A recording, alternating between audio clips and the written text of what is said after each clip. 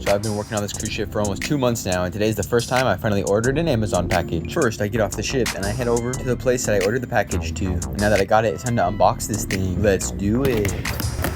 The first thing I bought is some non-slip Crocs. Oh my goodness, these are gonna be so comfortable at work. Let's look at how good they look on me. Oh my goodness. I also bought myself some caffeine since I'm a caffeine addict. This all should last me till tomorrow. I also bought a travel Bible and some gifts for some of my crewmates. Now that I got all my stuff, it's time to head back to the ship. Anyway, that's pretty much it for today. Later adventures. I'll see you later. Mwah, mwah, mwah.